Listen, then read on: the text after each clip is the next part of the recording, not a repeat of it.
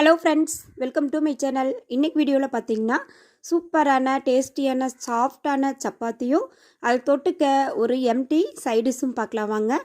ரொம்ப சப்பாத்தி வந்து சாஃப்டாக இருக்க என்னென்ன டிப்ஸ்னு நான் சொல்லியிருக்கேன். அதை ஃபாலோ பண்ணி நீங்கள் சப்பாத்தி ரெடி பண்ணிங்கன்னா ரொம்பவே சாஃப்டாக இருக்கும். வாங்க வீடியோக்குள்ளே போகலாம். நம்ம சேனலுக்கு நீங்கள் புதுசாக இருந்தீங்கன்னா மறக்காமல் சப்ஸ்கிரைப் பண்ணிவிட்டு கூடவே பெல் பட்டனையும் கிளிக் பண்ணிடுங்க. நைட் டின்னருக்கு இது போல் சப்பாத்தியும் இந்த மாதிரி சால்னாவும் ட்ரை பண்ணி பாருங்கள். எடுத்துருக்கிறேன். அதில் பார்த்திங்கன்னா 3.5 கப் அளவுக்கு கோதுமை மாவு, அதாவது வீட் ஃப்ளோர் எடுத்துருக்கிறேன். 3.5 கப் எடுத்துருக்கிறேன். இது கூட 1.5 டீஸ்பூன் உப்பு. 1.5 டீஸ்பூன் உப்பு வந்து இதுக்கு சரியாக இருக்கும். சேர்த்துட்டு நல்லா கலந்து விட்டுருவோம். மாவில் வந்து உப்பு வந்து நல்லா மிக்ஸ் ஆகி வரணும், அந்தளவுக்கு கலந்து விட்டுடலாம். இப்போ இது கூட பார்த்திங்கன்னா 2 டேபிள் ஸ்பூன் ஆயில் சேர்த்துக்கலாம். குக்கிங் ஆயில் தான். 2 டேபிள் ஸ்பூன் சேர்த்துங்க போதும். சேர்த்துட்டு நல்லா கலந்து விட்டுடலாம். எண்ணெய் வந்து மாவில் எல்லா பக்கம் படுற மாதிரி நம்ம நல்லா பிசைஞ்சு விட்டுக்கலாம். ஏன்னா எண்ணெய் வந்து பட்டால் தான் நம்மளுக்கு சப்பாத்தி வந்து நல்லா சாஃப்டாக கிடைக்கும். இப்போ இது கூட பார்த்திங்கன்னா 2 கப் தண்ணி தேவைப்படுது. அதாவது 3.5 கப் மாவுக்கு 2 கப் தண்ணி.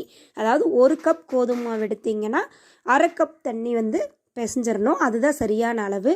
பிகினர்ஸாக இருந்திங்கன்னா இந்த டிப்ஸை ஃபாலோ பண்ணி பாருங்கள். சப்பாத்தி வந்து நல்லாவே சாப்பிட்டா வரும். இப்போ நம்ம அதை கொஞ்சம் கொஞ்சமாக தண்ணி சேர்த்துட்டு ஹார்டாக பிசைஞ்சிடக்கூடாது. லைட்டாக வந்து நம்ம ஒன்று சேர்ந்து வர மாதிரி லைட்டாக உருட்டி விட்டு பிசைஞ்சால் போதும். ஏன்னா ஃபஸ்ட்டே வந்து நீங்கள் நல்லா டைட்டாக பிசைஞ்சிட்டிங்கன்னா சப்பாத்தி வந்து ரொம்ப ஹார்டாயிரும். ஆனால் லேசாக இது போல் பிசைஞ்சு விட்டுட்டு தண்ணி சேர்த்துட்டு கொஞ்சம் கொஞ்சமாக பிசைஞ்சுக்கணும். இப்போ ஹோட்டல் ஸ்டைலில் நீங்கள் நல்லா சாஃப்டாக சப்பாத்தி வேணும் அப்படின்னா நீங்கள் இதை மாவு வந்து பார்த்திங்கன்னா 3.5 கப் அளவுக்கு 2 கப் தண்ணி தான். அதாவது 1 கப் அளவுக்கு 1/2 கப் தண்ணி தான் தேவைப்படும். ஆனால் அது கூட பார்த்திங்கன்னா 1 கப் கோதுமை மாவுக்கு நீங்கள் வந்து 2 டேபிள் ஸ்பூன் கொண்டக்கடலை, நம்ம அதாவது சுண்டல் இருக்குது இல்லைங்களா, அதை வந்து நல்லா வறுத்து அரைச்சி பவுட்ரு பண்ணி சேர்த்துக்கணும். 2 டேபிள் ஸ்பூன் கொண்டக்கடலை மாவு, கடலை மாவு கடைகளில் வாங்கக்கூடிய கடலை மாவு 1 டேபிள் ஸ்பூன், 2 டேபிள் ஸ்பூன் மைதா, ஒரு 1/2 டீஸ்பூன் அல்லது 3/4 டீஸ்பூன் சர்க்கரை தேவைப்படும். அதை சேர்த்துட்டு நல்லா பிசைஞ்சிங்கன்னா சப்பாத்தி வந்து உங்களுக்கு ஹோட்டல் ஸ்டைலில் கிடைக்கிற மாதிரியே நல்லா சாஃப்டாகவும் அதே டேஸ்ட்டில் கிடைக்கும். நான் சொல்கிற மெத்தேடை ஃபாலோ பண்ணி மாவு பிசைஞ்சிங்கனாலும் சப்பாத்தி வந்து கண்டிப்பாக சாஃப்டாக கிடைக்கும். பாருங்கள், இது போல் உருட்டிட்டு மிச்சம் இருக்கிற தண்ணியும் சேர்த்து நல்லா சாஃப்டாக பிசைஞ்சிடலாம். உங்களுக்கு சப்போஸ் மாவு வந்து நல்லா சாஃப்டாக வரல அப்படின்னா நல்லா உள்ளாங்கையில் வந்து அழுத்தி பிசைஞ்சிங்கனாலே உங்களுக்கு பாருங்கள் சாஃப்டாக கிடைக்கும். இப்போ வீடியோவில் பார்த்தீங்கனாலே தெரியும் மாவு வந்து எவ்வளோ சாஃப்டாக இருக்குதுன்னு சொல்லிட்டு. இதுக்கு மேலே கடைசியாக ஒரே 1 டேபிள் ஸ்பூன் ஆயில் சேர்த்துட்டு இது போல் அப்ளை பண்ணிவிட்டு நம்ம ஒரு மணி நேரம் ஊற வச்சுருவோம்.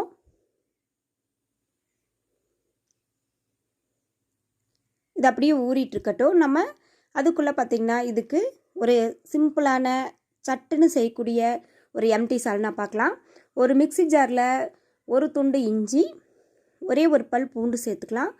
கூட பார்த்திங்கன்னா மீடியம் சைஸ் தக்காளி 2, அதை வந்து நறுக்கி சேர்த்துருக்குறேன். இப்போ இதைய கொஞ்சமாக தண்ணி சேர்த்து அரைச்சிட்டு வந்துடுவோம். இப்போ கடாயில் பார்த்திங்கன்னா 2 டேபிள் ஸ்பூன் ஆயில் சேர்த்துக்கலாம். ஒரே ஒரு பட்டை, 2 கிராம்பு சேர்த்துக்கலாம். உங்களுக்கு காரம் கம்மியாக வேணும்னா 1 கிராம்பு கூட சேர்த்துக்கோங்க. 1/4 டீஸ்பூன் போல் ஜீரகம் சேர்த்துக்கலாம். 1/4 டீஸ்பூன் போல் சோம்பு சேர்த்துக்குவோம். கொஞ்சமாக கருவேப்பிலை. இப்போது 2 பச்சை மிளகாயை பொடியாக கட் பண்ணியிருக்கிறேன், அதை சேர்த்துக்கலாம். ஒரே ஒரு பெரிய வெங்காயத்தை குறுக்கு வாக்கில் கட் பண்ணி அதை சேர்த்துருவோம். சேர்த்து நல்லா வதக்கி விட்டுடலாம். இப்போ இந்த வெங்காயம் பச்சை மிளகா வதங்கிறதுக்கு ஒரு 1/2 டீஸ்பூன் அளவுக்கு உப்பு சேர்த்துக்கலாம். அடுப்பை வந்து லோ ஃப்ளேமில் வச்சுட்டு நல்லா வதக்கி விட்டுருங்க. இந்த சால்னா வந்து சட்டுன்னு செஞ்சிடலாம்.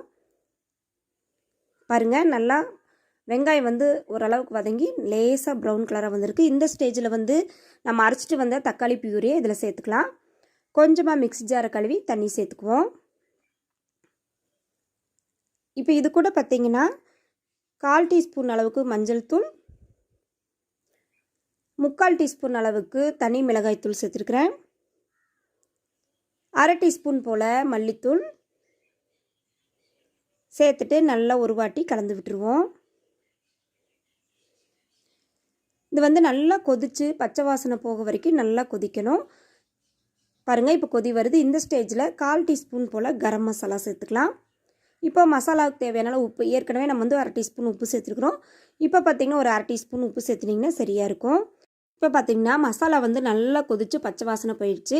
இந்த ஸ்டேஜில் 2 டேபிள் ஸ்பூன் பொட்டுக்கடலை மாவு, அதாவது பொட்டுக்கடலை மிக்ஸி ஜாரில் அரைச்சிட்டு கொஞ்சமாக தண்ணி சேர்த்து கலக்கிக்கோங்க. இது வந்து உங்களுக்கு ஆப்ஷனல் தான். நம்மளுக்கு சால்னா கொஞ்சம் கெட்டியாகிறதுக்காக நம்ம இந்த பொட்டுக்கடலை மாவு சேர்த்துருக்குறோம். நீங்கள் வேண்டான்னா ஸ்கிப் பண்ணிடுங்க. அவ்வளோதாங்க, சூப்பரான எம்டி சால்னா ரெடி ஆயிடுச்சு.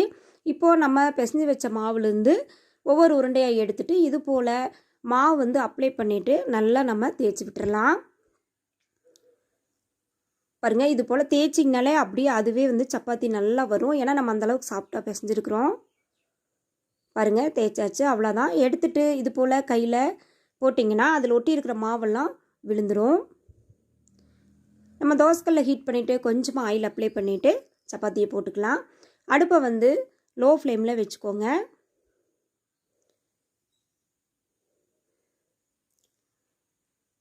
பாருங்கள், போட்டுட்டு ஒரு நிமிஷம் கழிச்சிட்டு திருப்பி விட்டுருவோம்.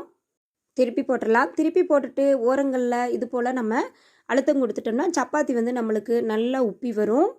பாருங்கள், உங்களுக்கு வீடியோவில் பார்த்தாலே தெரியும், அங்கங்கே நல்லா உப்பி வருது. 2 புறமும் திருப்பி போட்டு நல்லா வெந்த பிறகு நம்ம சப்பாத்தியை எடுத்துக்கலாம். அவ்வளோதாங்க, சூப்பரான சாஃப்டான சப்பாத்தி வந்து ரெடி. இது போல் நான் எல்லா சப்பாத்தியுமே ரெடி பண்ணி எடுத்துட்டேன்.